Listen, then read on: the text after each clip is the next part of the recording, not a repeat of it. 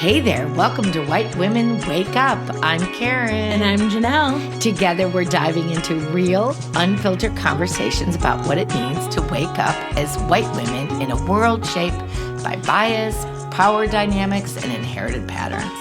We're here to challenge norms, examine our assumptions, and foster empathy through raw intergenerational dialogue. It's not always easy, and we don't always agree, but we show up anyway. Let's wake up. Let's wake up. What was that little giggle in the intro? Am I making a face? No, I was just laughing. Yeah, you are kind of smiling and nodding your head. Hi. Hi. Did you do your reflection? Oh, gosh. Let me... tell me about your reflection. We were examining kind of our inherited past, some of the things that we do. Family, or some of our inherited patterns. And I am still so challenged, and I don't know, it's a topic I want to do in the future, but just my niceness, I can't take it. I've been really thinking about it a lot lately, and I know how it keeps me from being authentic. Yeah. So I'm working on it, but and I'm working on research, like why. Can you give examples, though, to people, like of what you do? Yeah. Well, we've just, it's summer. So summer, you're with so many different people and in different areas and different things. And so I just find myself being pleasantly nice when maybe I don't have a specific, I hear a little bell ring off every time in my head now because we're doing this work. Like, you could have just said what you felt rather than just being a people pleaser kind of thing. Yeah. And so I don't have an example because nothing erupted into anything dramatic, but I also feel like it keeps me from just simply being myself. And honestly, and we talk about this all the time, like awareness is a great step in life. Yeah. Like I think we don't give enough credit to awareness of our patterns because awareness is what helps you change your patterns. Yeah. And so I think that's great. Just keep kind of reflecting. How about you? That. What did you reflect? Oh my gosh. I mean, probably so much. I think we spent a couple weeks helping move my brother from Boston to Ithaca. And in that time frame, it was 3 of us in a very small space, in a very just doing a lot of things together. I happened to hurt my knee too at the same time. So there was a lot of dynamics at play. And as we know, also spending that much time with family, siblings especially, things can get really heated. But I have to say, I think all of us have really been on this journey of doing our work for a while and like internal work, that it was such actually an amazing trip for the most part. Like we really were honoring to each other of our boundaries. I mean, it doesn't mean that we didn't get annoyed with each other, but there were even things like my brother was talking about. He was really cute. He was so grateful we were there, but you could tell like a moment of annoyance. And then he would immediately follow it up with, but I'm so grateful you're here. Thank you. Yeah. And it was just like, and he later was talking about how he was frustrated with himself, that he was getting frustrated. And I actually really told him, no, what your responses are really healthy. The frustration, the triggers, those are things we can't really help. It's how we act from our triggers that like what we have control over. Yeah. And I was like, you recognizing that you're frustrated, stepping back and understanding that you are actually really happy that we're here, and then saying that out loud, I was like, is a really healthy response. So, I don't know. We had a really good... It's interesting that you should say, you talked about the language of triggers, because we talked about this in one past episode. And I love that you were saying, instead of condemning him for being triggered, I love that, and on judging what he was triggered on. That's a big thing, is like you let go of that and you were just saying, hey, triggering is a natural response, and how we respond to that. Because I think sometimes I notice myself, I can be judgmental on what people are triggered by. Yeah. Well, and that's a good point, because so much of what I was triggered by was me. Yeah. I mean, or me or you and our habits. Yeah. And so when someone is triggered, it can feel very personal. So that was a really good point too. Yeah. But I understood in this case, like, there was a lot happening. It was every right to be triggered. Plus, we don't know everyone's stories as to why people are triggered and what they're triggered for. So I think that's really great to know. Yeah, no, and I think what you said too about we've talked about triggers before. It is the first.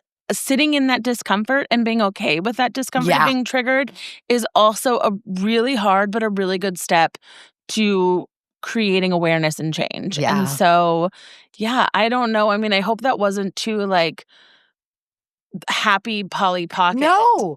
And the listeners are like, I'm so happy. You had a great family vacation with no arguments. Because that wasn't the case. I actually dropped a shelf on him. I mean, there was a lot. There was a lot of... moved in 97-degree heat. Yeah. No air conditioning. But I think, one of the things that we're trying to do for ourselves and for our listeners is to be intentional and to be conscious about all of these conversations, and like the idea that you weren't triggered, that someone else is triggered is probably a really good start. Or relatable kind of. Yeah.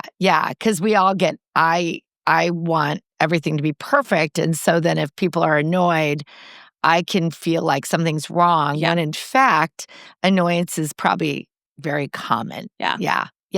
Yeah, good job. Well, that leads me into my topic today. Thank you for leading. You're welcome. We're a little off cadence today, but Karen wanted me to lead the topic. I'm happy. I have a great topic that I want to talk about. It's actually something you and I have argued many a times about. So we will see where our opinions still lie if they differ. But I want to talk about books, authors, and appropriation in novels and stories. Oh my God, this is sometimes Jonelle and I are shocked that we think the same way. And I just had this thought a day ago about this particular author in this book, and I thought, I don't know if Jonelle's going to agree with this one. So this is so oh my gosh, wild. I love that. Okay. I know listeners, it's probably not surprising to anyone. Because we get in an argument about appropriation with in authors novels all the time. And so my kind of stance on this, and to be honest, even after my research, I haven't fully changed my stance. I don't know. I'm going to catch you on something. Okay. But there is, I think if it's a book I'm currently reading... No, this is actually what sparked this. Okay, sorry, audience, we'll give you context. So this is what sparked the conversation for me. So stepping back a little bit, my belief as I've done this journey is we're avid book readers. We're both in 2 book clubs. We read all the time. And it has really bothered me when I read stories, and specifically marginalized stories about the marginalized experience that is written by someone who is not marginalized. And so that really bothers me. And here's the deal. I don't think I've explained that with the word marginalized. Yes, I don't think I've explained that well when we've had these arguments in the past, because I don't know if I've had all those tools or words. But so and where the argument has always been is but they're authors. It's like actors. Of course, they're meant to dig into characters and be characters. That's been your side. And mine, it feels like appropriation is what I feel like. It feels like it doesn't leave space for the actual narrative of people of color or marginalized people. So that has always kind of been my opinion. Now, come to the book that I think Karen's going to talk about.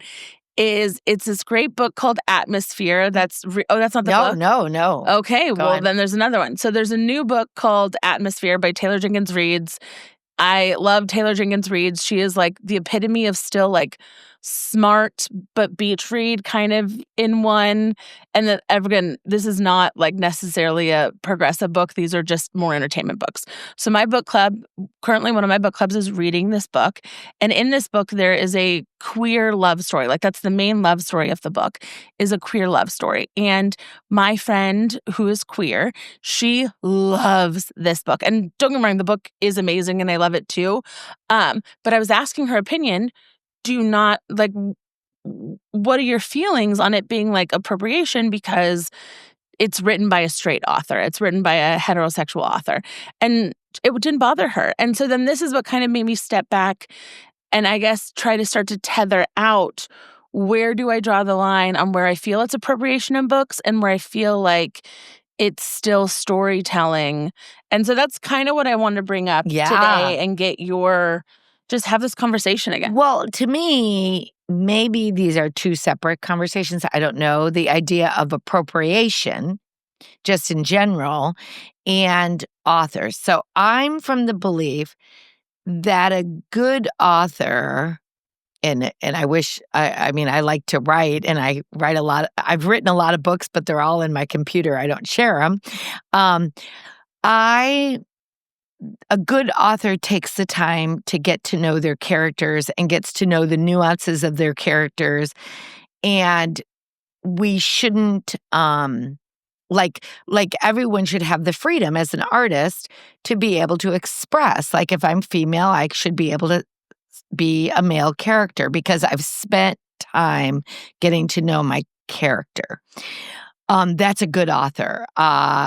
That's my feeling. So Jonelle and I just got done reading this other book. I think it's called Beautiful Ugly. Oh, yeah. Yeah. And that's a female author, predominantly first-person male narrative. Oh. So okay. So I did think about you. I'm like, oh my God, Jonelle's got to go crazy because it's first-person male character. I'm not as black and white as you are when it comes to art and writing. I'm just not as black and white as you, because if we're doing, like, a good journalist tells a story and they're not necessarily the character of a story. So I do feel that part of being the creative, or part of, like, if you're going to be authentic, nothing worse than someone telling a story and they haven't done their homework. This is what I'm trying to get at, though. Yeah. And this is where I do think it is a little bit more black and white than this gray area. Yeah. No, and I so already, for the audience perspective. Well, we'll have to definitely get an audience's perspective on this. I can feel my blood. Any authors out there, share with us It is really thoughts. interesting because, like, as we talk about triggers, and usually we're pretty tame in this, I can start to feel me getting a little, like, want to jump on it. But can I explain? Okay, yeah. You did say something interesting. You said good authors. What classifies good authors? And the thing is, so there's a couple things in your statement. One, so that, because there's plenty of also bad authors out there that are still giving content to the community and how it shapes and shifts the community with poor content. Yeah. So that's one of my issues around this, is really it's actually about how it shapes and shifts people's perspectives. Yeah. And how reading books they've been many studies that reading books really shapes your narratives and your perspectives. Yes. And so that's kind of part of my thing around this too, is so I agree, good authors. And there are great examples of good authors who have been able to do this because they have done the research. They've taken perspectives. The second thing, based on what you're saying, is Beautiful Ugly. One, it's a narrative. It is a marginalized person writing about a non-marginalized person. So therefore, they're not taking space. They're taking space from the white man who already has the majority. So in that sense, not necessarily like a big issue. Yeah. The second thing is they are not writing. It is definitely a fictional story that has nothing about a lived experience. Yeah. And so I think this is also where I really I have a tough time with, is when they're like lived experience. So let me give you an example. Well, no, I think I really appreciate you bringing up the subject because it's complicated, isn't it? It's complicated because one of the things that I really appreciate that you said about, first of all, you're right. I used an adjective to describe, and it's a value adjective by saying good. And boy, am I trying to work on that one, right? But one of the things that I appreciate that you did with the book that you're currently reading in the book club is the main character, or the character in this, or the story, is an LGBTQ story. It sounds like, or there's a character. No, but there's a character in there that's queer. Yeah, and I the main character. And I loved that you really asked someone who has that lived experience, is this authentic? Yeah, because I think you're right. That's actually not that's not what I said at all. But I think you're right in that we can read a novel and think it's authentic when in fact the author may not really know someone's lived experience. And so like I love one example that I think a lot of women feel is the Barbie story, right? Yes. We all, so many of us have had a Barbie. So many of us know the touch and the plasticness of the Barbie. So many of us, I love when Barbie is grabbed and brought down in the movie. Yeah. And we also know the oppression of patriarchy. We know what it looks like in a society when there's patriarchy. So there's subtleties in that story. That only a woman would understand. Yeah, because I've tried to explain it to men in my life, and they don't get it. They just don't get it. That would not have been made the same way by a man. It wouldn't have been. And so I guess what I'm trying to back up, hard. But what I'm trying to back up, so with the book Atmosphere, the reason why, and I didn't ask Emily, is this lived, and I shouldn't have said my friend's name, sorry. Is this a lived experience? I'm more just, asked her like how she felt a straight author writing it. And the thing is, though, as I started to unfold, is it's because the story of love is love. That is a pretty universal. Following love is a pretty universal thing. And I think the fact that this book, kind of like the show Schitt's Creek, highlights a queer couple, and not for the sake of queerness, for the sake of calling them out, but just in a normalized way. And so I think because of that, that makes total sense that this book was a celebration of love, it was actually a celebration of NASA, a celebration of queer community, all of this kind of wrapped into one. And so I think that's where that book is a positive association. I think another thing, though, what I really struggle with is, again, when it's like the deep oppressive models and having those feelings, having an author who have never experienced that, like write about feeling, prejudiced against, right? About some of that. So like some of the examples are like The Help.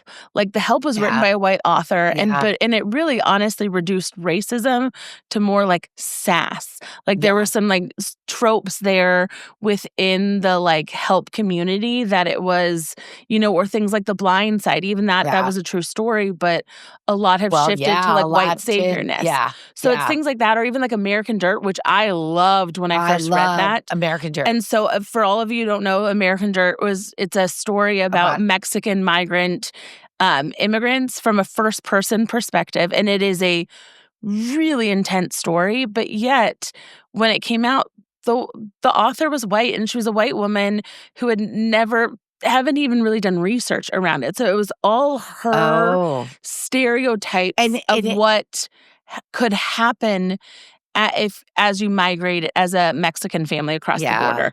And so this is where it starts to... So you don't think that, Dad, did you do research on the author of American Dirt, whether they actually really did research? They didn't do... It's so disappointing. Isn't it so disappointing? Because, okay, here's your dilemma. This is exactly what you're talking about, is that is a book I really, really liked. Yes. And it has shaped a lot of my opinion around immigration. Yeah.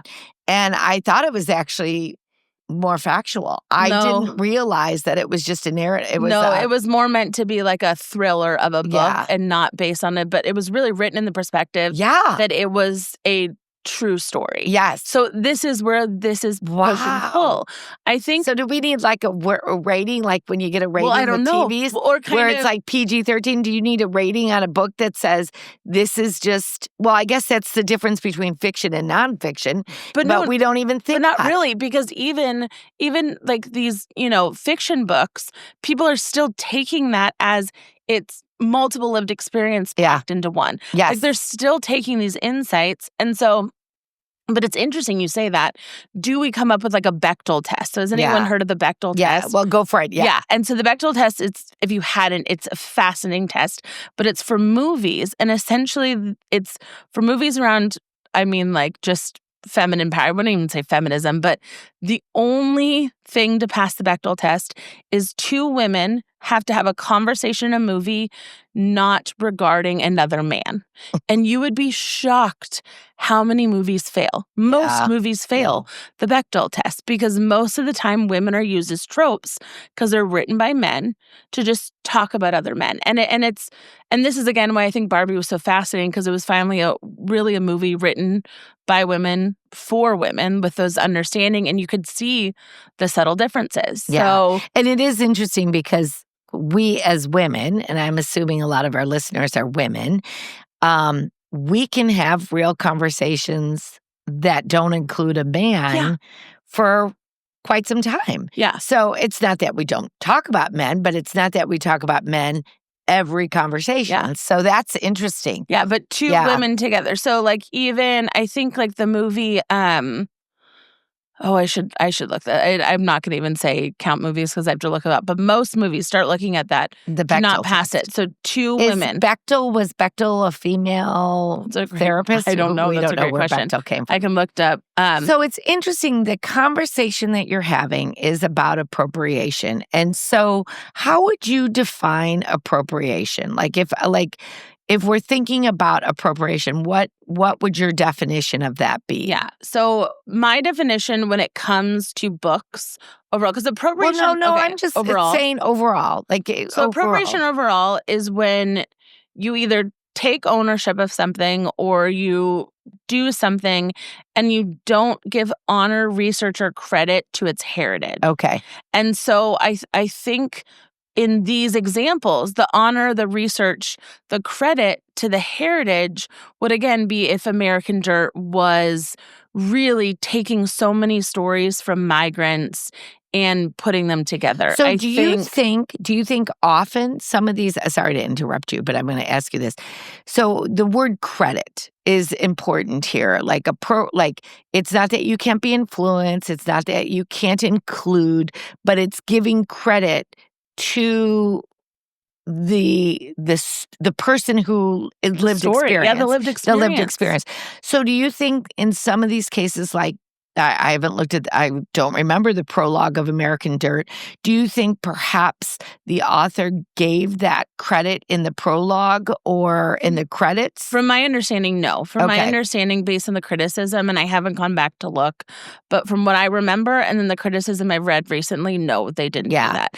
And I can definitely talk about that when we talked about the Bauhaus a while ago and their influence and some of their geometric shapes were really influenced by the Moroccan culture. They never gave credit to the Moroccan culture. They only gave credit.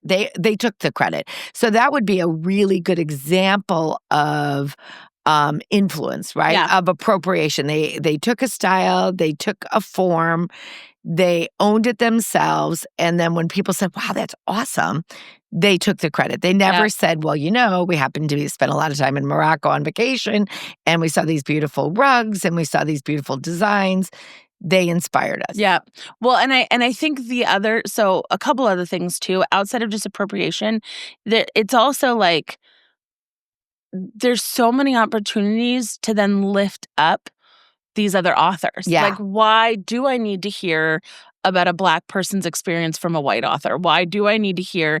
And so, like, they've done, like, statistically, I think in 2024, more than 50% of books that held LGBTQ characters in the main characters were written by heterosexual people. Yeah. More than 50%. And so it shows that there is this, like, people are interested in that content, but yet we're still not lifting up the queer authors who are writing. The white, we as in society, as society is not. Yeah, as is the not white culture. Enough. And because I do think you and I, one of the things that we've really been intentional about is really looking at not only, but primarily looking at authors that are BIPOC authors. Yes. And LGBTQ authors. For our books. And you're right. There are a lot. There are a lot out there. Yeah. And there are a lot of female authors. Like I'm really trying to lift up female authors, not male authors. And not trying. We've made a rule that we don't lift up male authors. No, you lifted up one male author, and I refuse to put it in an email. Yeah. For confession, I did put it in our email. But I'm trying. But the point is there's plenty. Yes, there's plenty. And there's plenty to tell that story. So that's one of the things you're talking about here. Or another example is a book that we both love, though it did get criticism a little bit, but is Mad Honey by Jodi Picoult and Jennifer Finney Boylan. And so what's great about Mad Honey, in fact, every white woman my age should read that book. Yes. Because it really helps you understand trans. Yeah, the trans experience. We're giving away a little bit of the book, sorry. Right. Yeah. But it is a really great, and you've even talked about this, how they did that. And Jodi Picoult didn't take on that alone. She said, I needed a co-trans author who has had this lived experience because it was so embedded. The internal thoughts and mindset of a trans woman and a trans life was so embedded in this book. Jodi Picoult knew it wasn't her place to take it on. But what's great is she knew her platform could then amplify that voice. Yeah. And so I think these are some of the things to start thinking about when we're picking and choosing the stories that we're listening to and the authors that we're supporting. Who are the ones who are doing the research? Who are the ones who are amplifying their voices in the right way, using their platforms as they should? Well, it's interesting as you're talking, and I was thinking back on my Bauhaus example and patriarchy again. Oh, yeah. You know, I think now this is just me. I don't know theory. I haven't read research on this, but I'm having a feeling that giving credit wasn't a commonality for the patriarchy. Mm-hmm. So in other words, when the Bauhaus people, found those Moroccan prints, it wasn't common nature for them to give credit to someone else. They took the originality. We've heard that Picasso, for example, as an artist, was influenced by African masque. Yeah. We don't hear Picasso saying that. We hear art historians saying that. So I think the commonality of not giving credit where credit is due is something that we need to be kind of thinking about as we move forward. And I, remember earlier when you were talking about books and appropriation, I said, but journalists don't do that. What about journalism? One of the things that I know, I'm not a journalist, but what I've heard from my journalist friends is that in the way you cite journalism, you always cite it within a story. So if you notice, there's not like a citation now.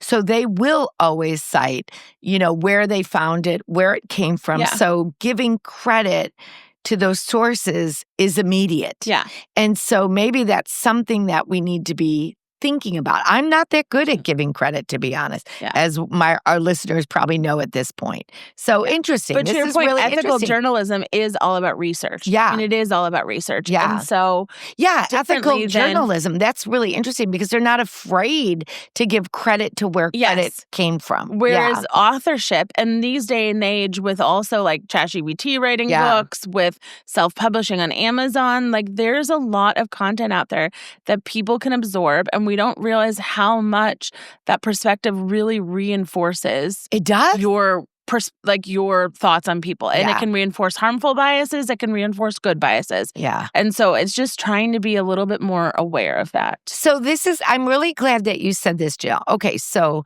have I switched your opinion slightly? Well, which isn't the goal, obviously. No, and I don't know if you've switched my opinion because I do feel that authors should have the freedom to include different characters. That's kind of the authorship. Yes. But it's my job to be intentional. Like for example, I'll use American Dirt again. I really like that book. It was really significant in the way that I saw immigration. It is my job then to do a deeper dive onto the history of who did that book and so forth. If that makes sense to you. Yeah. I love this. Well, and I also think this goes back to, again, when you're talking about being intentional about any kind of media or any kind of stories that we absorb. We did an episode on this before, with all the AI generated animations now, are they authentic? Are they not authentic? I guess that's not appropriation, but it's this language of authenticity. Yeah. One of the things as ChatGPT, that's the one I use, but whether you do Gemini or not, I am starting to ask it, are these authentic sources? Oh, yeah. As you have to. I didn't even think I had to. Well, but it's interesting to be in the conversation with where are we finding our stories? Yeah. Well, and I think it's interesting, and this is slightly derailment on this is our last few minutes, but you've always talked about your generation that before Reagan, the news had to be fact checked. Yeah, there was fact check and stuff. And so I do think there is something about your generation that takes content for face value. Yeah. And so whereas our generation has definitely been taught to check, and that's not to say we're perfect. Yeah. people get fooled all the time still and like fall into traps. But I have seen this as a larger pattern with the boomer generation is taking things for this face value because that's what you were taught in your childhood. And so the same thing, how books, because if you take them at face value, can shape your narrative in a certain way. And so it's just... Yeah, it's a topic I'm passionate about. So actually, I really like this reflection too, because what we could reflect on or we can think about in the week to come is, when is something being appropriated? Yeah. Have we checked its authenticity? Are these really authentic stories? Actually, it's so interesting because even during the Me Too period, and we were talking about lived experiences and things like that, I remember having conversations with people like, no, this is really my story. It's like, and trusting people's stories. So I know that's an appropriation, but I guess it's all coming together. Going back to what you were trying to say, you are right. It's not about not reading books. Plenty of people like smut books or silly beat reads or things like that. It's just about like the content, evaluating the content you take in for truth and perspective and just being more aware of that. Yeah, critical discourse. Yeah. Okay. Well, thank you. Yeah, you're welcome. Oh my gosh. Thanks for joining us on White Women Wake Up. We hope today's conversation sparks something in you, whether it's reflection, a new question, or a deeper commitment to showing up with empathy and accountability. If you found this episode meaningful, subscribe, leave a review, and share it with someone who needs to hear it. You can also connect with us on Instagram, YouTube, White Women Wake Up, Substack, all the above. We'd love to hear your thoughts and keep the conversation going. Love to hear about your opinion on appropriation and authorship. Yeah. Until next time, stay curious, be open, and let's keep waking up together. Bye. Off. Wait, do I turn my volume off? Every time. You would think. Wait, after 36 episodes. Wait, do I turn my volume off? I turn my volume off. I can't remember what you do. I can't either. Be your keeper in life. Okay, I think we're good. It sounds okay. Does it sound weird? No, not in. I think it's fine. Okay. I'm not getting a back thing. I'm not either, but. Okay.